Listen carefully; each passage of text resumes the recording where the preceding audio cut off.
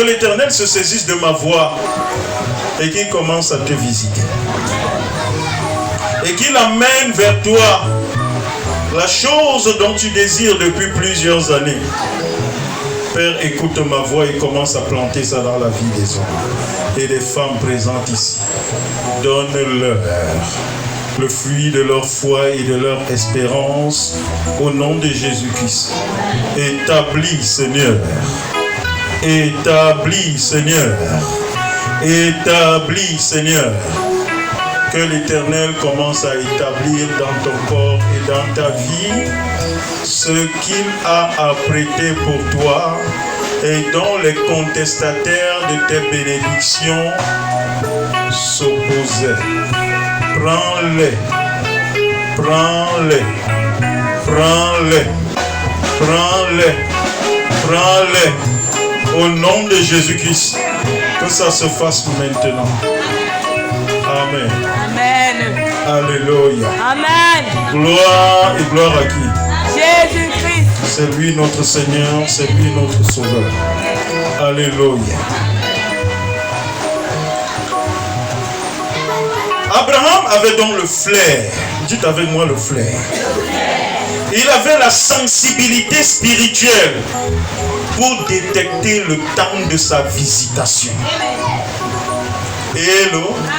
Il avait le flair. Il avait la sensibilité spirituelle pour détecter le temps de sa visitation. Car il a dû se dire en lui-même, il y a quelque chose d'étrange dans la présence de ces trois hommes-ci en ce moment-ci. Il est assis, il voit trois hommes passer. Il dit, mais en ce moment, quand je suis en train de réfléchir, je pense à ma vie. Quand je vois un ensemble de choses, je suis même comme abattu.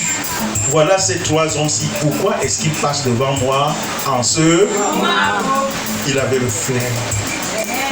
Il avait la sensibilité spirituelle de comprendre que les hommes qui passent là ne sont pas que des hommes.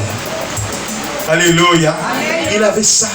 Or, c'est ce qui manque à beaucoup de personnes de nos jours. Je connais l'histoire d'un père dans la foi. Un monsieur est venu vers lui, disant, je ne sais pas ce que j'ai fait à Dieu. Il le regarde comme ça. Il dit, depuis toute ma vie a toujours été comme ça. J'ai travaillé comme boy chez les gens, boy.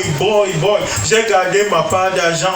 Tous mes frères me rejettent, ils me méprisent. Je suis boy chez les gens, tout depuis des années. J'ai gardé l'argent, j'ai pu aller doter une femme, je l'ai épousée. Voici que même la femme là m'abandonne, elle dit qu'elle est fatiguée de la pauvreté. C'est même quoi avec moi? J'ai fait quoi? Il était en train de dire à l'homme, à cet homme de Dieu, ce papa. Le papa l'a toujours regardé comme ça. Curieusement, l'onction est descendue. Je dis que l'onction est descendue. Quand l'onction est descendue, ce papa lui a dit, ne pleure plus, lève-toi. Parce que dans 7 ans, tu seras la 7e plus grande richesse de ce pays. Tu seras la 7e plus grande fortune de ce pays. C'est miraculeux, non? C'est incompréhensible, non? Mais 7 ans plus tard, c'était la 7e plus grande richesse de ce pays voisin qu'on appelle le Nigeria. Il a les puits de pétrole même au Cameroun. Qu'est-ce que Dieu ne peut pas faire? Qu'est-ce que Dieu ne peut pas faire? Qu'est-ce que Dieu ne peut pas faire?